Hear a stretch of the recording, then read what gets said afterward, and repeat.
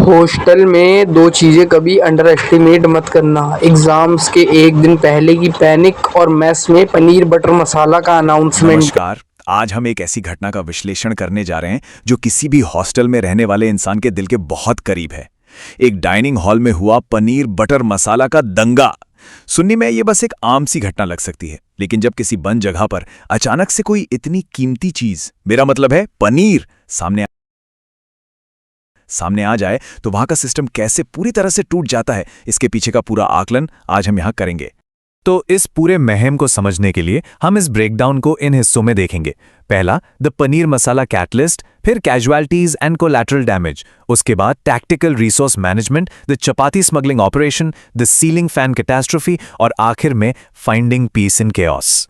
चलिए शुरू करते हैं हमारे पहले हिस्से से, the paneer masala catalyst, shattering the piece.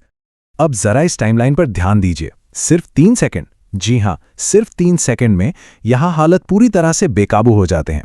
पहले सेकंड में सब कुछ शांत है, बिल्कुल नॉर्मल डाइनिंग हॉल। फिर दूसरे सेकंड में एक अनाउंसमेंट होती है कि आज पनीर बटर मसाला है, और बस तीसरे ही सेकंड में वो शांत जगह एकदम से जंग के मैदान में बदल जाती है। एक झटके में पूरी भीड़ का मूड कैसे बदलता है, ये सच में हैरान करने वाला है। और इस जंग के शुरू होते ही आती है हमारी दूसरी stage, casualties and collateral damage, the first wave. जब पनीर जैसी कीमती चीज सामने हो तो लोग अपनी लिमिट से ज्यादा जोर लगा देते हैं, और इसका नतीजा यहां देखिए।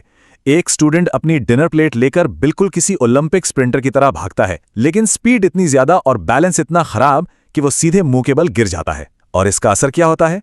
वो शानदार पनीर की ग्रेवी हवा में उड़ती है और सीधे एक दूसरे स्टूडेंट की बिल्कुल नई सफेद शर्ट पर जा गिरती है। ये बेचारी सफेद शर्ट इस पूरी भागदौड़ का सबसे पहला शिकार बन जाती है। खाना मिलने के बाद शुरू होता है अगला दौर, जिसे हम कहेंगे tactical resource management, tough Wars and formations.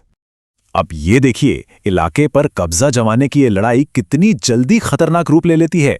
एक तरफ लोग डिफेंसिव स्ट्रैटेजी अपना रहे हैं, अपनी सीट बचाने के लिए टेबल पर पानी की बोतलें रख रहे हैं, लेकिन दूसरी तरफ से एक काउंटर अटैक होता है।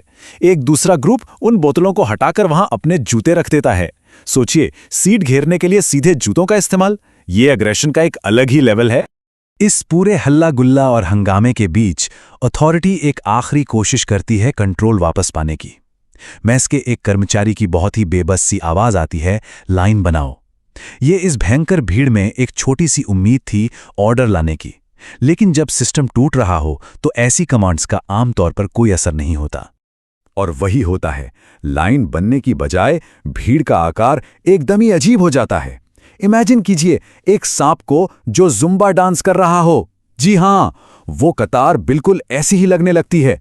कोई सीधी लाइन नहीं, बस एक तेजी से लहराती हुई भीड़। ये साफ दिखाता है कि सारे नियम और कानून अब खत्म हो चुके हैं। अब आगे बढ़ते हैं एक बहुत ही इंटरेस्टिंग हिस्से पर, the chapati smuggling operation, covert failures. जब बाहर ऐसी अफरा तफरी मची हो तो लोग बैकअप प्लान भी बनाते हैं। एक स्टूडेंट ने सोचा, क्यों न चुपके से अपनी जेब में एक्स्ट्रा रोटियां छिपा ली जाएं। प्लान तो बढ़िया था और वो चुपचाप बाहर निकलने की कोशिश भी करता है, लेकिन प्रॉब्लम कहाँ आई? उसका स्टोरेज सिस्टम फेल हो गया। रोटियां एक एक करके उसकी जेब से नीचे गिरने लगती हैं, बिल्कुल वो हैंसल एंड ग्रेटल वाली कहानी की तरह, जहां रास्ते पर टुकड़े छूट जाते हैं। और इस तरह ये टॉप सीक्रेट मिशन सबके सामने आ जाता है। लेकिन इस पूरी घटना का जो क्लाइमैक्स है वो तो अभी बाकी है। चलिए देखते हैं, the ceiling fan catastrophe, airborne distribution. अब इस सीन को ध्यान से इमेजिन कीजिए। एक होशियार स्टूडेंट आगे के लिए खाना बचाने के चक्कर में अपना पर्सनल टिफिन बॉक्स लेकर आता है। वो उसमें एकदम गरम गरम पनीर की करी भर लेता है, लेकिन अंदर प्रेशर इतना ज्यादा बन जाता है कि अचानक पॉप, टिफिन का ढक्कन झटके से खुल जाता है। और उसके बाद जो हुआ, वो पूरी मसालेदार ग्रेवी सीधे ऊपर की तरफ उड़ती है और छत पर चलते हुए पंखे से जा टकराती है। अब आप खुद सोचिए, जब एक तेजी से घूमते हुए पंखे पर करी गिरेगी तो क्या होगा? पंखे की स्पीड ने उस थोड़ी सी ग्रेवी को पूरे हॉल में एक हवा के तूफान की तरह फैला दिया। लिटरली पूरे डाइनिंग हॉल में पनीर बटर मसाला की बारिश होने लगी। और नतीजा, हर कोई अपने बचाव के लिए चीखते चिल्लाते हुए वहां से भागने लगा। Absolute disaster. लेकिन हर तूफान के बीच एक शांति होती है, और यही हमारा आखिरी हिस्सा है, finding peace in chaos, the survivors philosophy.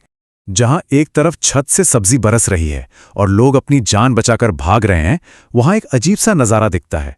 एक स्टूडेंट एकदम आराम से, बिना किसी फिक्र के बैठा अपना खाना खा रहा है, और उसके शब्द सुने आपने? वो कहता है, मसाले का असली टेस्ट तो यही है। उसके हिसाब से ये जो भगदड़ और डर का माहौल है ना, यही इस डिश का असली स्वाद है। क्या कमाल का मेंटल बैलेंस है।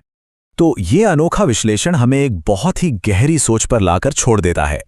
जब हमारे आसपास रिसोर्सेज कम होने लगते हैं, तो क्या हम उस अफरा तफरी को कंट्रोल कर पाते हैं, या फिर वही अफरा तफरी आखिर में हमारे जीने के अनुभव को एक नया स्वाद दे देती है?